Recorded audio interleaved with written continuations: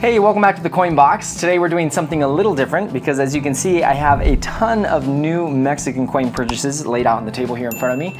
And I won't show you every last piece we have here. I'm just gonna go through and show you some of the key items here, some of the most interesting pieces that I got recently. And you may not be aware of this, but on the channel I upload shorts.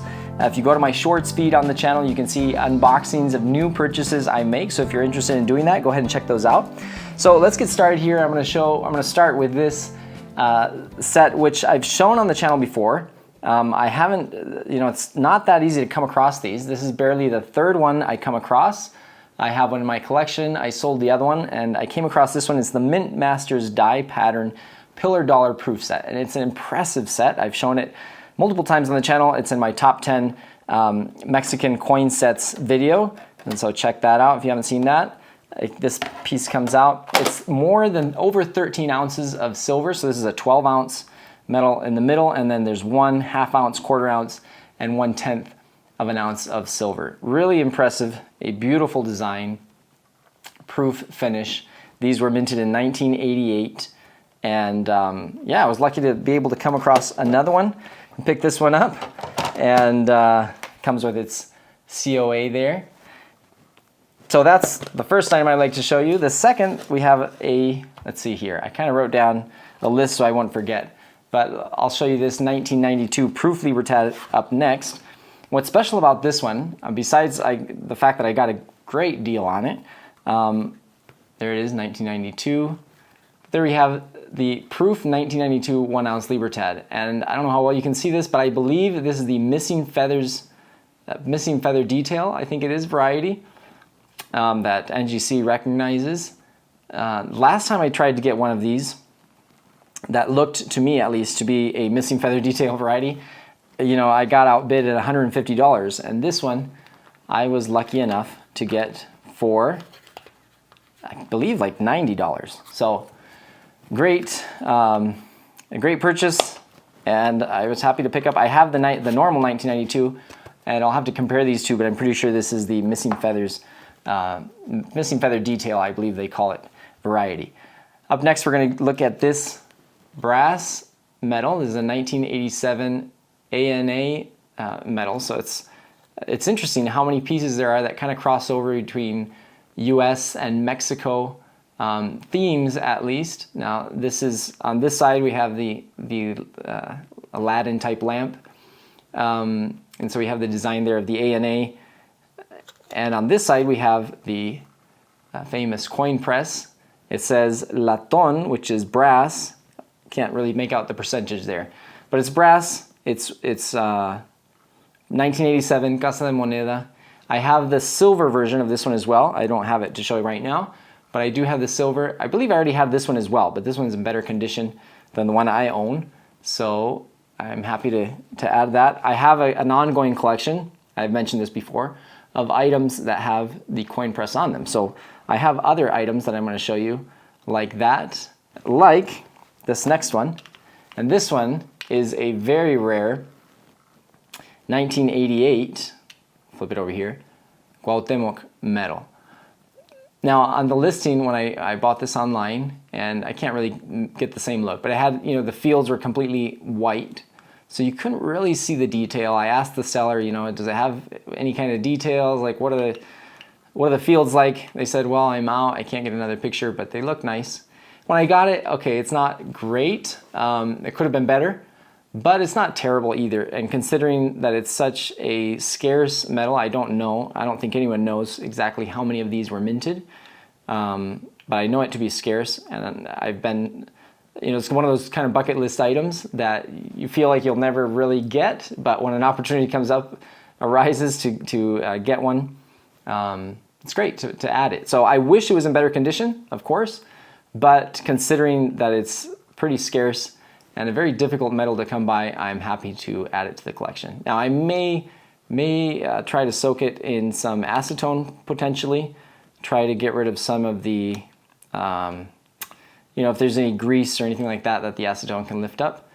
I won't actually clean it or rub it with anything, especially not on a proof finish. But But again, speaking of my ongoing collection of the coin press, you know, here's one on a 1988 Cuauhtémoc onza, although it's not exactly an ounce of silver.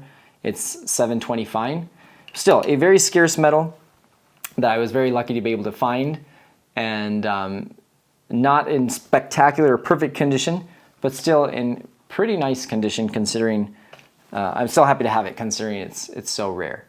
Next up, again, another coin press. This is an ounce from 1987, so a year prior to this one that I just showed you, and the same year actually as this one, 1987. And this one I've shown you different versions of it. There's 1, 5, and 10, 12, I believe. I have those. I have this one as well, but this one maybe looks a little nicer than the one I actually have. It's the 200th anniversary of the Constitution of the USA. And so, as I said, it's kind of interesting to see how many pieces are related, you know, have themes between Mexico and the US. So this is another one. I believe this was a private order made by a company in the US to the Mexican Mint, which is why it kind of combines themes here. But still, very cool to have. I love this design of the coin press, and so I was happy to pick that one up as well. Next up, I have this 2002, although the year's not on here, but this is a 2002 tiny little medal, and I don't know how well you can see that. This is for the 50th anniversary of the Mexican Numismatic Society. And what's interesting, I didn't mention this is from the ANA, the American Numismatic Society, and I am a member. And I'm also a member of the Mexican Society of Numismatics. And I didn't buy this one, I already had this one, but this is the brass version of the same medal. The brass one is scarce, but not too scarce. But the silver one I believe to be much more scarce than the brass one. So I was very happy to pick this one up. The seller said it was silver, and I asked, you know, are you sure? Because it doesn't really look silver in the pictures. It didn't look quite like this.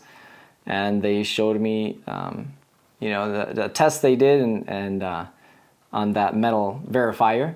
I forget the name right now. But anyway, it came out silver. I bought it, and sure enough, it's silver. So I have the brass and silver version of this little token, I guess, or medal you could call it.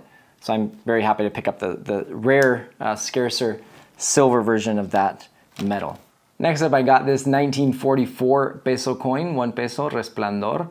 And in the photos online, it looked a little more proof-like. It is somewhat proof-like, as you can see there with the reflection of my finger. I wish it were a little more. You can tell the die was polished. In certain lightings, you know, it looks more proof-like than in others. But it's still in beautiful condition, as you can see there. So it does have reflective fields. I don't know if enough to qualify as you know, actually proof-like, but it's very pretty, in lovely condition. I got that 1 peso and then 2 50 centavo coins as well, and those also have certain angles, somewhat of a reflective finish to them, but they're all in lovely condition. They're common dates, but even in common dates, condition is king, and so it's nice to have those in such pretty condition. Then I have this 1985 100 peso proof coin minted to celebrate the 1986 World Cup in Mexico, which held in 1986. So this is a 1985 100 peso proof coin. And speaking, this one comes with its case, little clamshell case and COA. And speaking of the 1986 World Cup, here are some sets, which I've also shown before, which were put together, I believe, non-officially. It's got the kind of logo of the World Cup. And these were assembled with uncirculated coins in hard plastic. So some of them are scratched up, some of them aren't so much. There are different combinations. So this one you can see it has, the coins are all turned around, or not quite oriented correctly. But this is the 200 peso anniversary, the 175th anniversary of independence. It's a 200 peso coin. And some of them, like I'll show you another one here, some of them come wrapped in this little paper. Some of them have a different combination of coins. So as you can see there, it's not quite the same combination. This one has the 10 peso Hidalgo coin and the 20 peso, actually several different coins that don't come in the other sets. So the Cultura Maya. And then there's an even still yet another one that's different, like this one, that has the 500 peso Madero coin in it. So there are different combinations in these sets.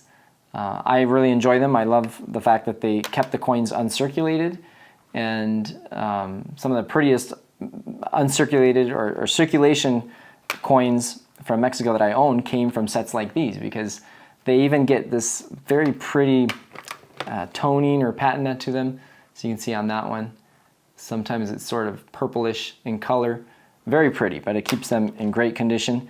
And just as a set as well, this one, for example, these aren't scratched up. This one's a little more scratched up. It depends how well they were taken care of or not taken care of through the years. But I enjoy those sets.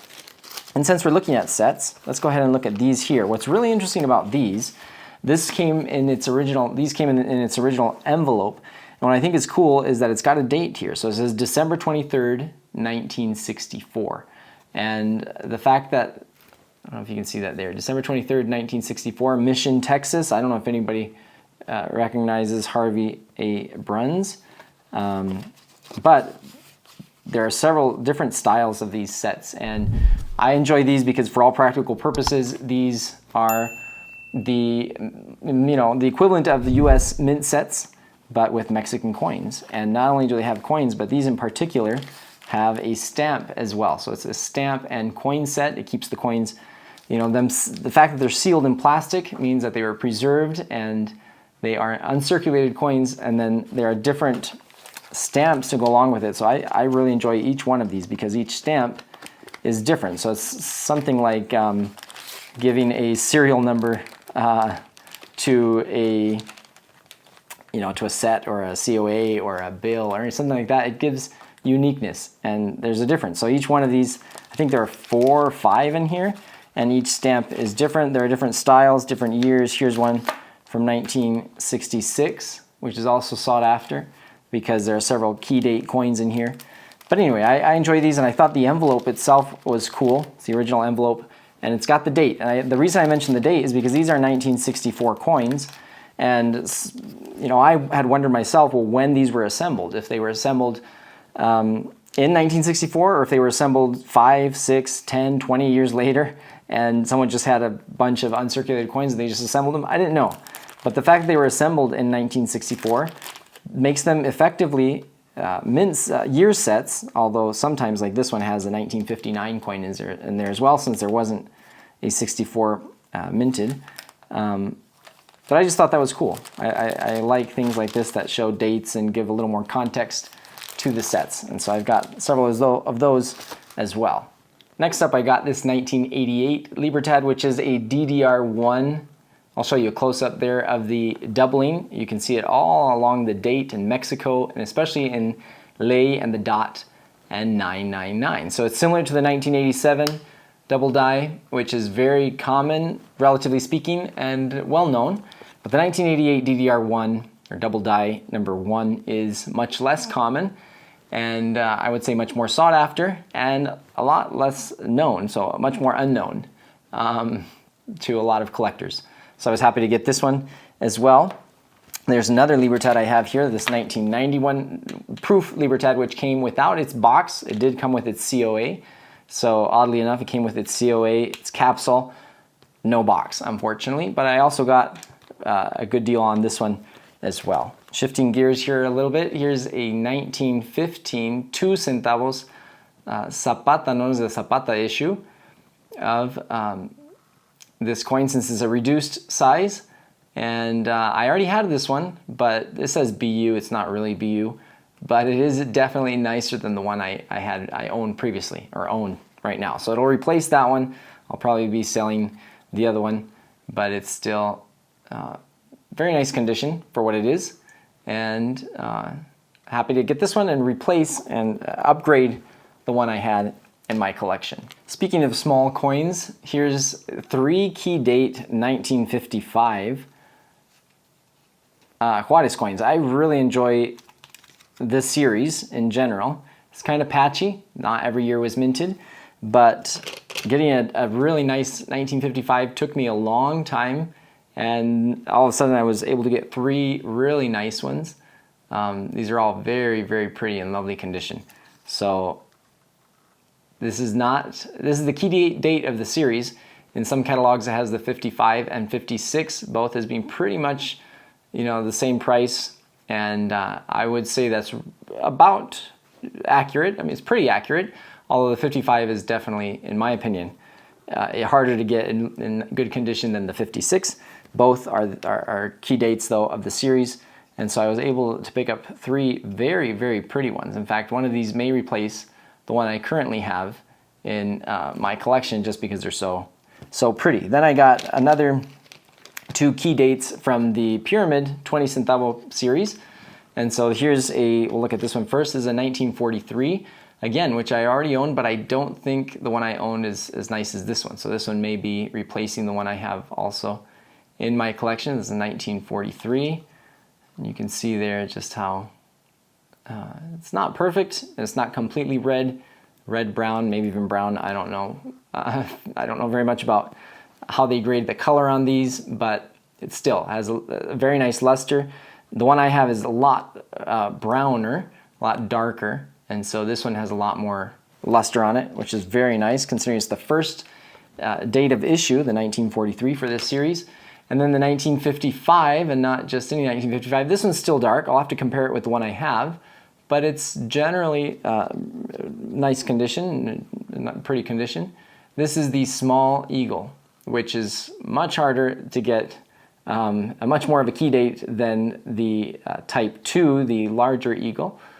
And so, yeah, this one's tough. This one is in my opinion, one of the toughest dates of all the 20 centavo Pyramid series to find in BU condition. This one's not BU condition, but it's potentially closer to that than the one I own. So this may or may not be replacing the one I own and going into the collection as well. Then we have another 2 coins over here. They're both 20 peso coins. So this is from the same year, actually. So this is a 20 peso Fuego Nuevo. And again, not BU, but close. It's nice. Still got some good color to it, a little luster. Again, I'll have to compare it with the one I have, see which one's nicer. This one is even nicer than the Fuego Nuevo. This is the Octavio Paz, also 2000. And this one has very nice luster as well. So again, not perfect coins, but these can be quite expensive in BU condition. I got a pretty good deal on these as well, especially this one. I think I got this one for about $2.